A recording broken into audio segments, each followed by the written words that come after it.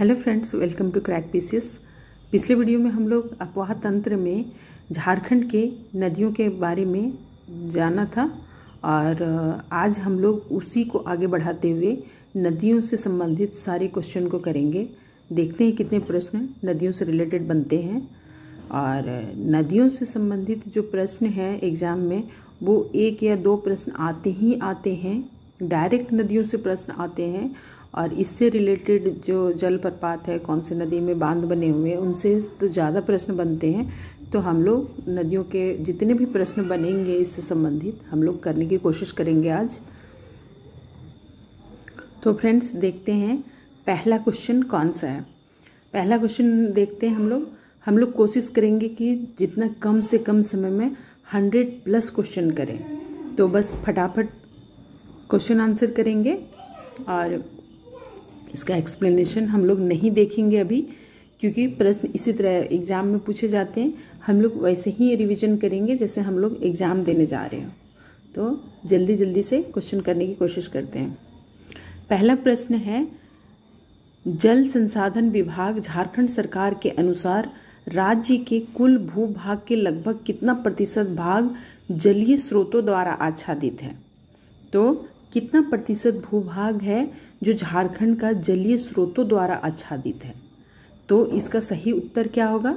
सही उत्तर इसका हो जाएगा क्या हो? इसका सही उत्तर हो जाएगा ऑप्शन ए, यानी 2%। दूसरा प्रश्न है, झारखंड राज्य के कुल जल संसाधन का लगभग कितना प्रतिशत भाग सतही जल के रूप में उपलब्ध है। तो कितना प्रतिशत भाग सतही जल के रूप में उपलब्ध है। तो फ्रेंड्स जितने जल संसाधन उपलब्ध है उसमें लगभग 86% भाग है वो सतही जल के रूप में उपलब्ध है। तो इसका सही उत्तर हो जाएगा ऑप्शन डी। अगला प्रश्न है, झारखंड राज्य के कुल जल संसाधन का लगभग कितना प्रतिशत भाग भूमिगत जल के रूप में उपलब्ध है। तो भूमिगत जल के रूप में उपलब्ध कितना प्रतिशत भाग है। तो इसका सही उत्तर क्या हो जाएगा? क्या हो जाएगा इसका सही उत्तर? इसका सही उत्तर हो जाएगा ऑप्शन ए, 14%। 14% भाग है जो भूमिगत जल के रूप में उपलब्ध है, जो हमें बोरिंग करने से और ये ट्यूबवेल वगैरह के माध्यम से जो हमें मिलता है वो भूमिगत जल है। अगला प्रश्न है, निम्न में से कौन सी झारखंड का सदानीरा नदी है। तो कौन सी सदानीरा नदी है? झारखंड के सदानीरा नदी है। इसमें कौन सा है? दामोदर तो है नहीं, स्वर्णरेखा है नहीं, मयूराक्षी है नहीं। तो इसका सही उत्तर है सोन नदी। सोन नदी है जो सदानीरा है। गंगा नदी भी है, लेकिन गंगा नदी का प्रवाह क्षेत्र बस थोड़ा सा है हमारे साहेबगंज में। अगला प्रश्न है, निम्न में से कौन सी एक झारखंड की एकमात्र नौकागम्य नदी है। तो झारखंड की एकमात्र नौकागम्य नदी है वो है मयूराक्षी। यहाँ पे पहाड़ी पठारी होने की वजह से भूमि समतल नहीं है और नदियाँ सदावाहिनी भी नहीं है, तो इसी वजह से नौकागम्य नहीं होता है झारखंड में। एकमात्र मयूराक्षी नदी है जहाँ पे नौकागमन के लिए थोड़ा उपयुक्त उपयुक्त परिस्थिति उत्पन्न होती है वहाँ पे, लेकिन वो भी सिर्फ बरसात के मौसम में। पूरे वर्ष वहाँ पे नौकागम्य की स्थिति नहीं रहती है। वहाँ भी उबड़ खाबड़ है थोड़ा, और पानी भी नहीं होने की वजह से तो नौकागम्य हो नहीं सकता। अगला प्रश्न है, इनमें से कौन सी एक झारखंड की उत्तरवर्ती नदी नहीं है। उत्तरवर्ती नदी नहीं है। हम लोग उत्तरवर्ती और दक्षिणवर्ती नदी के बारे में पिछले वीडियो में विस्तार पूर्वक से हम लोगों ने देखा था। तो उत्तरवर्ती नदी कौन सी नहीं है, इसमें से आराम से क्वेश्चन किया जा सकता है। कौन सा है?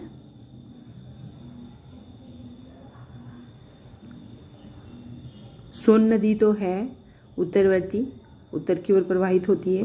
पुनपुन भी है उत्तरवर्ती, झारखंड के पठार से निकल करके उत्तर की ओर बिहार में प्रवाहित होती है। कोयल भी है उत्तरवर्ती। सिर्फ और सिर्फ बराकर नहीं है, उत्तरवर्ती, ये दक्षिणवर्ती नदी है। तो इसका सही उत्तर ए हो जाएगा। अगला प्रश्न है, इनमें से कौन सी एक झारखंड की उत्तरवर्ती नदी है? इसमें पूछा गया है कि कौन सी एक उत्तरवर्ती नदी है।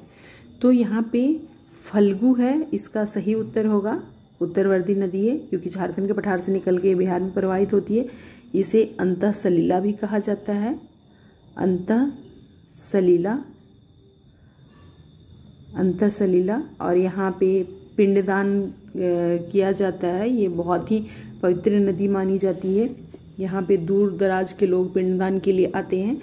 और ये इस नदी को निरंजना नदी भी कहते हैं, ये जहाँ पे गौतम बुद्ध के ज्ञान की प्राप्ति हुई थी। अगला प्रश्न है, निम्न में से कौन सी एक झारखंड राज्य की दक्षिणवर्ती नदी है? तो कौन सी एक दक्षिणवर्ती नदी है? पुनपुन नहीं है, फल्गु नहीं है, सोन भी नहीं है। तो इसका सही उत्तर हो जाएगा दामोदर। दामोदर नदी दक्षिणवर्ती नदी है। अगला प्रश्न है, निम्न में से कौन सी एक झारखंड राज्य की पूर्ववर्ती नदी है? तो इसमें पूछा गया है कि कौन सी एक पूर्ववर्ती नदी है। कौन सी एक पूर्ववर्ती नदी है? स्वर्ण रेखा नहीं है, ठीक है, क्योंकि ये स्वर्ण रेखा रांची के नगड़ी से निकल करके ये स्वतंत्र रूप से बंगाल की खाड़ी में गिरती है और ये दक्षिण की ओर गिरती है उड़ीसा में जाकर के। उत्तरी कोयल तो नहीं है, उत्तरी कोयल बिहार उत्तर की ओर प्रवाहित होती है और गंगा में जाकर के मिलती है। दामोदर नहीं है, दामोदर पूरब की ओर प्रवाहित होकर के हुगली में मिलती है। सकरी भी नहीं है, सकरी भी उत्तर की ओर प्रवाहित होती है। सकरी भी नहीं है, तो ये दामोदर ही है, क्योंकि दामोदर यहाँ पूछा है कि निम्न में कौन सी एक राज्य झारखंड राज्य की पूर्ववर्ती नदी है। तो इसका सही उत्तर हो जाएगा दामोदर। दामोदर नदी है जो पूर्ववर्ती नदी है। अगला प्रश्न है, सोन नदी का उद्गम क्षेत्र कहाँ है? तो सोन नदी का उद्गम क्षेत्र है अमरकंटक, मैकाल पर्वत के पास। अमरकंटक पहाड़ी एमपी में है, एमपी। यहीं से आपके महानदी का भी उद्गम स्थल है ये। अगला प्रश्न है, सोन नदी इनमें से किसकी सहायक है? तो सोन नदी इनमें से किसकी सहायक नदी है? किसकी सहायक नदी है सोन नदी? सोन नदी है गंगा की सहायक नदी। तो इसका सही उत्तर सी हो जाएगा। अब अगला प्रश्न है, सोन नदी की लंबाई कितनी है? सोन नदी की लंबाई कितनी है? तो सोन नदी की लंबाई है, कुल लंबाई है 780 किलोमीटर, लंबी नदी है। अगला प्रश्न है, सोन नदी का अपवाह क्षेत्र है लगभग कितना है? अपवाह क्षेत्र पूछा है, नदी बेसिन। तो इसका सही उत्तर हो जाएगा 9000 वर्ग किलोमीटर। सही उत्तर इसका डी है। अगला प्रश्न है, इनमें से कौन सी नदी सोन नदी की सहायक नदी है? तो इनमें से कौन सी नदी सोन नदी की सहायक नदी है? सकरी नदी नहीं है, शंख नदी नहीं है, अजय नदी नहीं है। तो इसकी सही उत्तर उत्तरी कोयल नदी है। अगला प्रश्न है, सोन नदी को इनमें से किस अन्य नाम से भी जाना जाता है? सोन नदी को इनमें से किस अन्य नाम से जाना जाता है? तो जैसे सोन है तो सोन नदी को सोनभद्र के नाम से जाना जाता है। अगला प्रश्न है, इनमें से किस नदी का एक उपनाम हिरण्यवाह है? किस नदी का एक उपनाम हिरण्यवाह है? तो ये सोन नदी का उपनाम है हिरण्यवाह। इसका सही उत्तर बी हो जाएगा। अगला प्रश्न है, झारखंड के इनमें से किस क्षेत्र से उत्तरी कोयल नदी का उद्गम होता है? झारखंड के किस क्षेत्र से उत्तरी कोयल नदी का उद्गम होता है? तो उत्तरी कोयल नदी का उद्गम होता है रांची के पठार से। इसका सही उत्तर हो जाएगा रांची का पठार। अगला प्रश्न है, इनमें से कौन सी उत्तरी कोयल की सहायक नदी है? तो इनमें से उत्तरी कोयल की सहायक नदी कौन सी है? तो इसके बूढ़ा नदी भी है। बूढ़ा नदी बूढ़ा घाघ जल प्रपात का निर्माण करती है। अमानत नदी भी है और औरंगा नदी भी है, उत्तरी कोयल की सहायक नदी। तो इसका सही उत्तर डी हो जाएगा, उपरोक्त सभी। अगला प्रश्न है, उत्तरी कोयल नदी का अपवाह झारखंड के इनमें से किस क्षेत्र में है? तो झारखंड के इनमें से किस क्षेत्र में अपवाह है उत्तरी कोयल नदी का? तो इसका सही उत्तर हो जाएगा, सही उत्तर इसका क्या होगा? डी हो जाएगा।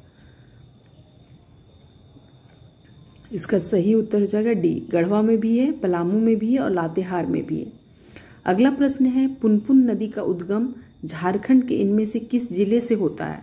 पुनपुन नदी का उद्गम, फ्रेंड्स पुनपुन नदी का उद्गम झारखंड में सिर्फ होता है, लेकिन पूरा अपवाह क्षेत्र इसका बिहार में है। झारखंड में इसका अपवाह क्षेत्र नहीं के बराबर है, बस ये झारखंड के पठार ये इसका उद्गम स्थल है। तो प्रश्न है, पुनपुन नदी का उद्गम झारखंड के इनमें से किस जिले में होता है? किस जिले में है? तो इसका सही उत्तर होगा पलामू जिला। अगला प्रश्न, पुनपुन नदी का मुहाना क्या है? तो पुनपुन नदी का मुहाना जो है वो है गंगा नदी। सही उत्तर इसका सी हो जाएगा। अगला प्रश्न है, इनमें से कौन सी नदी पुनपुन की सहायक है? इनमें से कौन सी नदी पुनपुन नदी की सहायक है? तो इसका सही उत्तर हो जाएगा, इसका सही उत्तर क्या हो जाएगा? पुनपुन की सहायक नदी कौन सी है? तो इसका सही उत्तर दोनों हो जाएगा, दरघा और मोरहर। दरघा और मोरहर दोनों ही सहायक नदी है। अगला प्रश्न है, पुनपुन नदी को इनमें से किस एक अन्य नाम से जाना जाता है? कौन सा उपनाम है पुनपुन का? तो पुनपुन का क्या नाम है? पुनपुन का नाम है कीकट और बा मागधी। बा मागधी।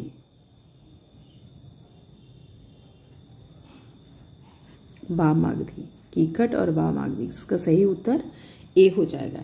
हिरण्यवाह सोन नदी का उपनाम है, सोन का, और सुमागधी सकरी का है, और अंतःसलीला फल्गु का है, फल्गु का। अगला प्रश्न, इनमें से किस नदी का एक उपनाम बा मागधी है? इनमें से किस एक नदी का उपनाम बा मागधी है? तो पुनपुन का ही नाम है बा मागधी और कीकट। अगला प्रश्न है, इनमें फल्गु नदी का उद्गम क्षेत्र कहाँ है? फल्गु नदी का उद्गम क्षेत्र कहाँ है? तो इसका सही उत्तर हो जाएगा ए, छोटानागपुर का पठार। अगला प्रश्न है, फल्गु नदी की सहायक नदी कौन सा है? फल्गु नदी की सहायक नदी कौन सा है? तो इसका सही उत्तर हो जाएगा ऑप्शन नंबर सी, निरंजना और मोहना दोनों ही इसके सहायक नदी है। अगला प्रश्न है, फल्गु नदी को इनमें से किस एक अन्य उपनाम से भी जाना जाता है? तो फल्गु नदी के को एक अन्य नाम से जो जाना जाता है वो है अंतःसलीला। अंतःसलीला। अगला प्रश्न है, फल्गु नदी के बारे में इनमें से कौन सा कथन सत्य है? कौन सा कथन सत्य है? तो ऑप्शन नंबर ए है, इस नदी के तट पर पितृपक्ष के समय पिंडदान किया जाता है। बिल्कुल किया जाता है पिंडदान। बी है, इस नदी का अपवाह मुख्यतः बिहार राज्य में है। बिल्कुल सही है। तो ये ऑप्शन ए और बी दोनों सही है। इसका सही उत्तर सी हो जाएगा। अगला प्रश्न है, सकरी नदी का उद्गम क्षेत्र कहाँ है? सकरी नदी का उद्गम क्षेत्र कहाँ है? तो इसका सही उत्तर हो जाएगा ऑप्शन नंबर बी, सकरी नदी का उद्गम क्षेत्र उत्तरी छोटानागपुर का पठार है, क्योंकि सकरी नदी उत्तरवर्ती है नदी है। अगला प्रश्न, इनमें से कौन सी नदी सकरी नदी की सहायक नदी है? तो कौन सी नदी सकरी नदी की सहायक नदी है? इसका सही उत्तर हो जाएगा कियोल, कियोल नदी। अगला प्रश्न है, झारखंड की इनमें से कौन सी नदी अपना मार्ग बदलने के लिए कुख्यात है? तो अपना मार्ग बदलने के लिए कौन सी नदी जानी जाती है? तो इसका सही उत्तर हो जाएगा ऑप्शन नंबर डी, सकरी नदी। सकरी नदी मार्ग बदलने के लिए कुख्यात है। अगला प्रश्न है, चानन नदी का उद्गम क्षेत्र कहाँ है? चानन नदी का उद्गम क्षेत्र कहाँ है? तो इसका सही उत्तर हो जाएगा छोटानागपुर का पठार। छोटानागपुर का पठार है। अगला प्रश्न है, चानन नदी को इनमें से किस अन्य नाम से भी जाना जाता है? तो चानन नदी को इसमें से किस नाम से जाना जाता है? चानन मतलब चानन यानी पंचानन, ये तो समझ में आ रहा है। चानन उसमें पंचानन और दूसरा है पंचाने, ये दोनों ही नाम से चानन नदी को जाना जाता है। अगला प्रश्न है, बूढ़ा नदी का उद्गम क्षेत्र कहाँ है? तो फ्रेंड्स, बूढ़ा नदी का जो उद्गम क्षेत्र है वो महुआ डांड का जो भेड़िया अभयारण्य है लातेहार में, वो वहाँ से बूढ़ा नदी प्रवाहित होती है और यहीं पे बूढ़ा घाघ जलप्रपात का निर्माण करती है।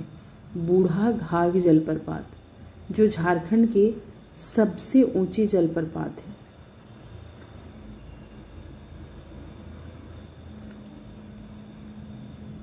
अगला प्रश्न है, इनमें से कौन सी नदी झारखंड के सबसे ऊंचे जलप्रपात यानी बूढ़ा जलप्रपात का निर्माण करती है? तो कौन सी? अभी यही वाला क्वेश्चन हम लोग पढ़े, तो ये है ऑप्शन नंबर ए, बूढ़ा नदी, जो लातेहार के महुआ डांड भेड़िया अभयारण्य में से होकर प्रवाहित होती है।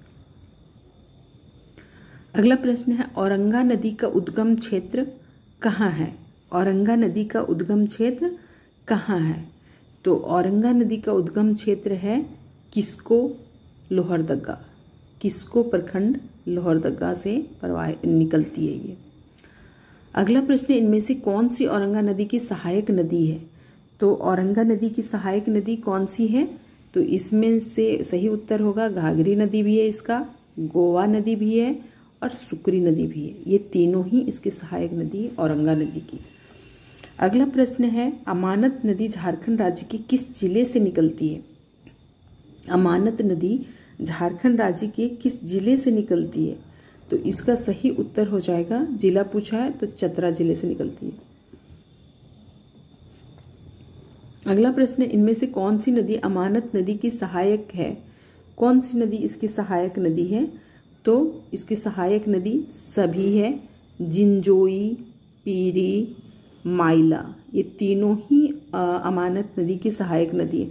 कई बार मेन नदी के सहायक नदी के बारे में भी पूछ लिया जाता है। तो 2-4 नदी ऐसे हैं जिनके हम सहायक नदियों के बारे में हम पढ़ ले तो कोई खराबी नहीं होगा, हमारे लिए प्लस पॉइंट हो जाएगा। अगर मान लीजिए हमारा कोई क्वेश्चन पूछ देता है उससे रिलेटेड, तो हम एटलीस्ट ये तो जानेंगे कि हम कभी ये प्रश्न को देखे थे, क्योंकि हमारा माइंड जो है वो एक बार देख लेता है या पढ़ लेता है तो उसके दिमाग में कहीं ना कहीं वो चीज़ें होती है। आप कभी नोटिस किए होंगे आप लोग एग्ज़ाम देते हुए, तो ऐसा कभी नहीं लगा है कि 4 ऑप्शन है, 2 ऑप्शन के बारे में हम तो बहुत अच्छे से जान रहे हैं, लेकिन 2 ऑप्शन ऐसा जिसमें 50-50 का होता है, लगता है कि पता नहीं कहीं देखे थे, क्या किए थे, तब हम गलत कर देते हैं। जब हमारा माइंड पहली बार में जिस ऑप्शन को क्लिक करता है, इसका मतलब ये होता है कि हमारा माइंड रिकॉल करा रहा है कि हम इस चीज़ को कहीं देखे हैं, और हम तब अपना दिमाग को फिर लगा लेते हैं कि नहीं, ये अगर ये नहीं करेंगे, ये करेंगे तो कहीं गलत हो जाएगा। तो फिर वो ऑप्शन फिर हम उसके जगह पे हम दूसरा पे जोड़ देते हैं और उस पे हम ज़्यादा सोचने लगते हैं, फिर वो क्वेश्चन ही गलत हो जाता है। मेरे साथ तो कई बार ऐसा हुआ है, जो पहली बार में जो ऑप्शन क्लिक करता है वही आंसर सही मिलता है फिर। तो ये चीज़ को ध्यान रखना है थोड़ा। चलिए चलते हैं। अगला प्रश्न है, झारखंड राज्य के इनमें से किस स्थान से दामोदर नदी का उद्गम होता है? तो दामोदर नदी का उद्गम है टोरी लातेहार से होता है दामोदर नदी का उद्गम, और ये वेस्ट बंगाल में जाकर के हुगली नदी में मिल जाती है। अगला प्रश्न है, झारखंड की प्रमुख नदी दामोदर का मुहाना कहाँ है? तो दामोदर का मुहाना हुगली नदी है। दामोदर नदी की कुल लंबाई कितनी है लगभग? तो फ्रेंड्स, दामोदर नदी की कुल लंबाई है ऑप्शन नंबर सी 592 है। अगला प्रश्न है, दामोदर नदी की कुल लंबाई है लगभग 592 मील। ये मील में भी पूछ लिया है, कभी किलोमीटर में पूछ देगा। तो तब भी दोनों ही एक ही हो जाएगा आंसर। नहीं, मिल में अगर पूछेगा तो आंसर एक ही नहीं होगा, ये आंसर इसका हो जाएगा 368 मील है, 592 मील नहीं। अगर मील में पूछा तो 368 मील हो जाएगा कुल लंबाई, और अगर कुल लंबाई किलोमीटर में पूछा तो 592 किलोमीटर हो जाएगा। ठीक है। अगला प्रश्न है, झारखंड राज्य में दामोदर नदी की लंबाई कितनी है? तो यहाँ पे झारखंड राज्य में पूछा है, इसीलिए 290 किलोमीटर है झारखंड राज्य में। कुल लंबाई कितना है दामोदर नदी की? दामोदर नदी की कुल लंबाई है 592 क्या है किलोमीटर में। और यही अगर मील में पूछ लिया जाए तो मील में पूछ लिया जाएगा तो 368 मील है। ठीक है। और झारखंड में पूछेगा तो मात्र 290 किलोमीटर है। ठीक है, 290 किलोमीटर।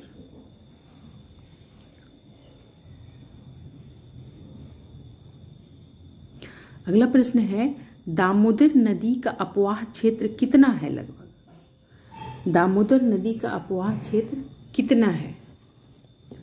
तो दामोदर नदी का अपवाह क्षेत्र है इसका 12,800 किलोमीटर। ठीक है, इसका अपवाह क्षेत्र 12,800 किलोमीटर है। 12,800 किलोमीटर। अगला प्रश्न, इनमें से कौन सी नदी दामोदर नदी की सहायक नदी है? कौन सी नदी दामोदर नदी की सहायक नदी है? तो इसका सही उत्तर हो जाएगा, इसका सही उत्तर क्या हो जाएगा? ऑप्शन नंबर डी, सभी हो जाएगा। बराकर भी इसका सहायक नदी, कोनार भी है, भेड़ा भी है। भेड़ा यानी भैरवी नदी जहाँ पे रजरप्पा मंदिर स्थापित है। भेड़ा नदी दामोदर और भेड़ा नदी के तट पर है। अगला प्रश्न है, इनमें से कौन सी नदी दामोदर नदी की सहायक नदी नहीं है? तो बोकारो तो है, कोनार भी है, कतरी भी है, जयंती इसकी सहायक नदी नहीं है। ठीक है, जयंती इसकी सहायक नदी है। अगला प्रश्न है, दामोदर नदी झारखंड राज्य के इनमें से किस जिले से होकर प्रवाहित होती है? किस जिले से होकर प्रवाहित होती है? ये लातेहार की टोरी से तो निकलती है और हजारीबाग बोकारो से होते हुए बह करके ये धनबाद होते हुए, गिरिडीह धनबाद होते हुए ये बंगाल में प्रवेश करती है और हुगली नदी में मिल जाती है। इस सही उत्तर हो जाएगा इसका डी। अगला प्रश्न है, दामोदर नदी को इनमें से किस अन्य नाम से भी जाना जाता है? तो दामोदर नदी को देव नदी के नाम से जाना जाता है। अगला प्रश्न है, इनमें से किस नदी को बंगाल का शोक कहा जाता है? तो दामोदर को ही बंगाल का शोक कहा जाता है। इसमें 8 बांधों का निर्माण किया गया है। अब दामोदर नदी से बाढ़ नहीं आते हैं और यहीं पे डीवीसी यानी दामोदर वैली कॉरपोरेशन का स्थापना किया गया। ये भारत का पहला बहुउद्देशीय नदी घाटी परियोजना था जो अमेरिका के टेनेसी नदी घाटी परियोजना के से प्रेरित होकर बनाया गया था। तो ये था इससे रिलेटेड कुछ तथ्य, और ये 1948 में ही ये बना लिया गया था। ठीक है। अगला प्रश्न है, दामोदर नदी इनमें से किन 2 पठारों के बीच नदी द्रोणी का निर्माण करती है? तो दामोदर नदी किन 2 पठारों के बीच नदी द्रोणी का निर्माण करती है? ये निर्माण करती है आपका रांची पठार और हजारीबाग के पठार के बीच में। तो दामोदर नदी के प्रवाहित होने की वजह से ये रांची पठार और हजारीबाग पठार का अलग अलग हुआ है, मतलब अलग हुआ है। नहीं तो कहा जाता है कि पहले ये दोनों पठार एक ही थे। अगला प्रश्न है, धनबाद में प्रवेश करते समय इनमें से कौन सी नदी दामोदर नदी में आकर मिलती है? तो कौन सी नदी है जो दामोदर नदी में आकर के मिलती है? तो ये धनबाद के पास जमुनिया नदी मिलती है। ठीक है, जमुनिया नदी। अगला प्रश्न है, इनमें से कौन सी नदी पारसनाथ के क्षेत्र में पूर्व की ओर से आकर दामोदर नदी में मिलती है? तो पूर्व की ओर से कौन सी नदी मिलती है? तो कतरी नदी मिलती है। धनबाद के पास जमुनिया नदी और पारसनाथ के पास कतरी नदी मिलती है। कतरी नदी पारसनाथ की पहाड़ी से निकल कर के मिलती है। अगला प्रश्न है, इनमें से कौन सी नदी चिरकुंडा के पास दामोदर नदी में मिलती है? कौन सी नदी है जो चिरकुंडा के पास दामोदर नदी में मिलती है? तो चिरकुंडा के पास जो नदी मिलती है दामोदर में, वो है बराकर नदी। बराकर नदी चिरकुंडा के पास दामोदर नदी में मिलती है। अगला प्रश्न है, झारखंड राज्य की सबसे लंबी नदी कौन सी है? झारखंड राज्य की सबसे लंबी नदी कौन सी है?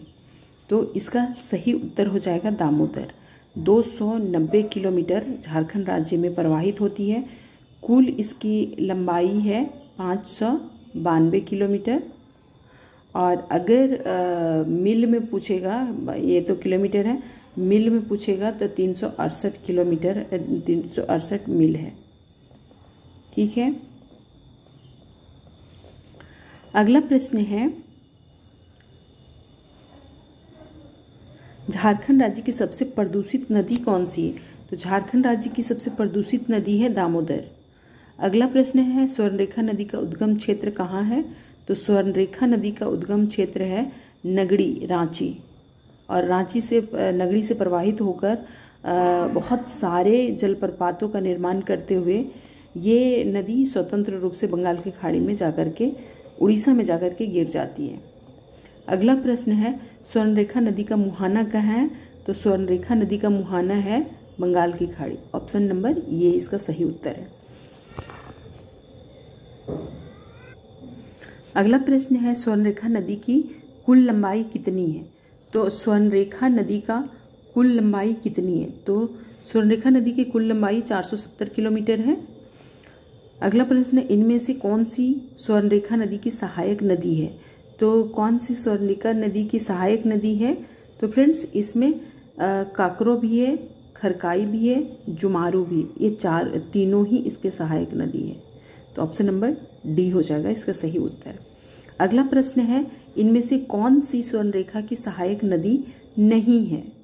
तो कौन सी इसमें स्वर्णरेखा की सहायक नदी नहीं है? कांची है, दसम जलप्रपात, राढ़ू है, गौतम धारा या जोन्हा जलप्रपात, संजय नदी है, जो संजय नदी पश्चिमी सिंहभूम में बहती है, ये भी स्वर्णरेखा की सहायक नदी है। यहाँ पे गुमरो है, गुमरो, जो स्वर्णरेखा की सहायक नदी नहीं है। अगला प्रश्न है, स्वर्णरेखा नदी का अपवाह क्षेत्र। स्वर्णरेखा नदी का अपवाह क्षेत्र, स्वर्णरेखा नदी का अपवाह क्षेत्र कहाँ है? तो रांची में है, से होकर के रांची से तो निकलती है, रांची में है। जमशेदपुर इसी स्वर्णरेखा और खरकाई के संगम पर बसा हुआ है। सिंहभूम क्षेत्र में भी है, तो इसका सही उत्तर डी हो जाएगा। अगला प्रश्न है, झारखंड की एकमात्र नदी जो स्वतंत्र रूप से बंगाल की खाड़ी में गिरती है। तो इसका सही उत्तर हो जाएगा डी, स्वर्णरेखा नदी।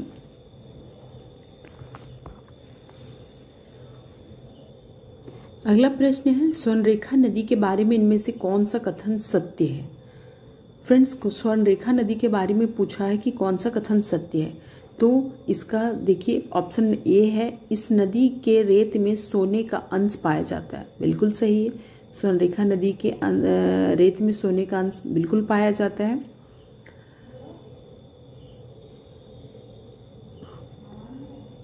अगला है, यह नदी रांची में प्रसिद्ध हुंड्रो जलप्रपात का निर्माण करती है। बिल्कुल करती है, इसका सही उत्तर सी हो जाएगा। अगला है, बराकर नदी का उद्गम क्षेत्र कहाँ है?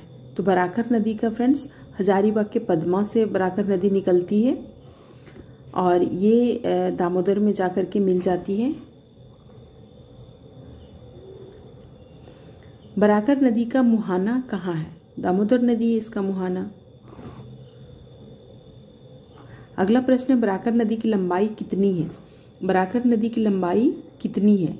तो बराकर नदी की जो लंबाई है वो 225 किलोमीटर है। अगला प्रश्न है, बराकर नदी का अपवाह झारखंड के इनमें से किस जिले में होता है? तो झारखंड के किस जिले में होता है? तो हजारीबाग में भी है अपवाह, क्योंकि निकलती है पद्मा से। और गिरिडीह में भी है इसका अपवाह, धनबाद में भी है। हजारीबाग में इसका अपवाह है, गिरिडीह, धनबाद, ये तीनों ही क्षेत्र में। तो उपरोक्त सभी हो जाएगा इसका आंसर। अगला प्रश्न है, बराकर नदी के बारे में इनमें से कौन सा कथन सत्य है? तो कौन सा कथन सत्य है इसके बारे में? तो इसमें देखेंगे कि पहला है इस नदी का उल्लेख बौद्ध साहित्य में मिलता है, तो बिल्कुल मिलता है। बी है इस नदी की चर्चा जैन साहित्य में मिलती है, बिल्कुल मिलती है, क्योंकि इसी नदी के आसपास कौलेश्वरी माता का मंदिर है और ये पारसनाथ का भी पहाड़ है और बराकर नदी को जैन धर्म में पवित्र नदी के रूप में भी देखा गया है। अगला है इस नदी के तट पर मैथन के पास कल्याणेश्वरी मंदिर स्थित है, बिल्कुल स्थित है, तो इसका सही उत्तर डी हो जाएगा। डी इसका सही उत्तर हो जाएगा।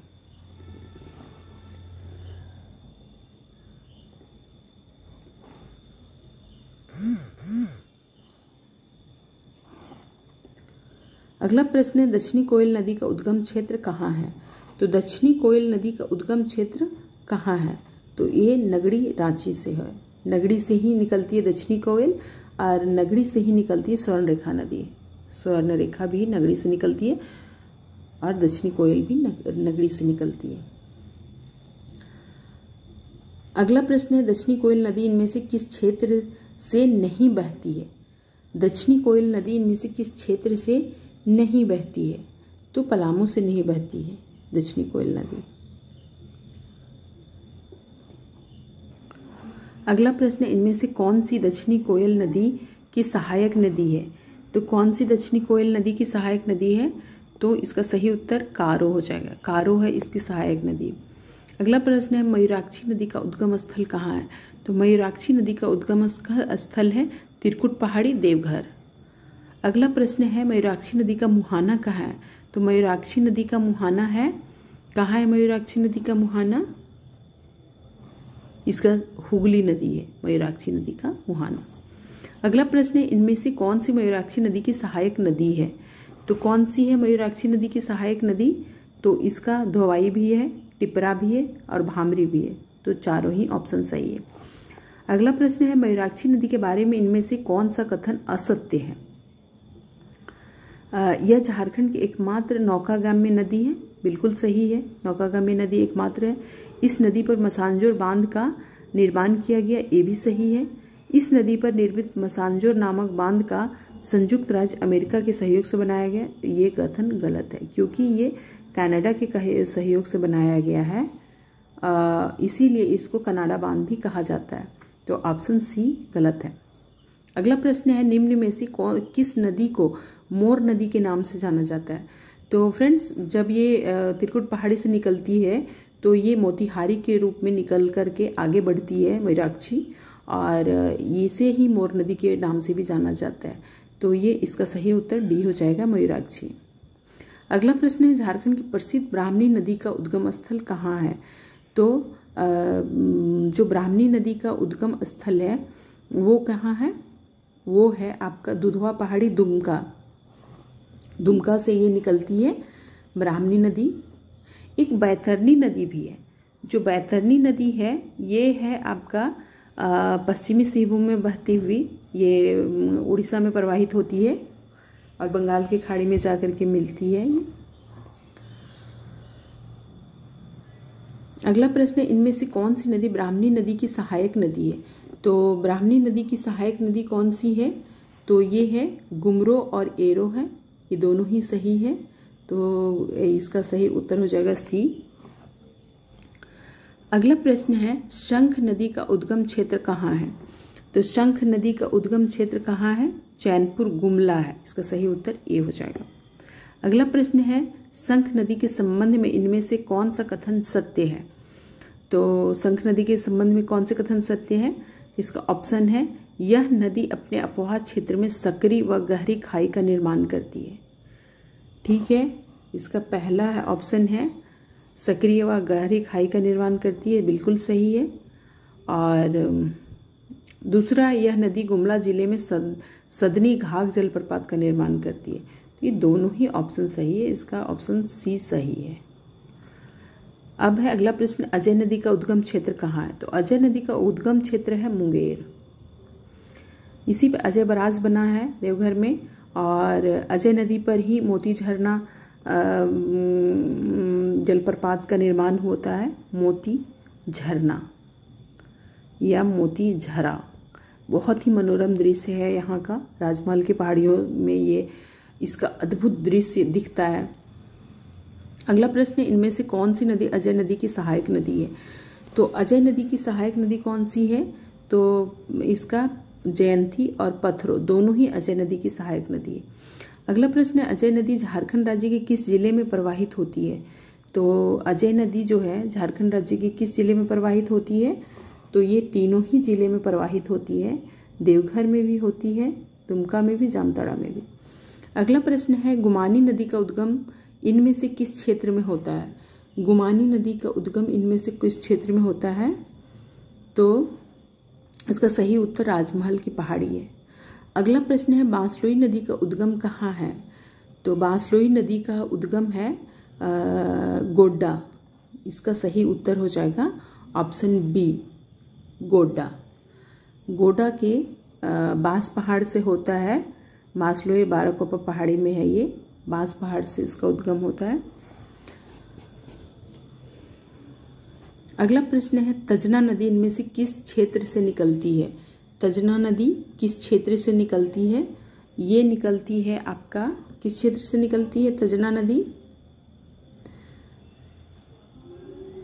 तो ये रांची पठार से निकलती है।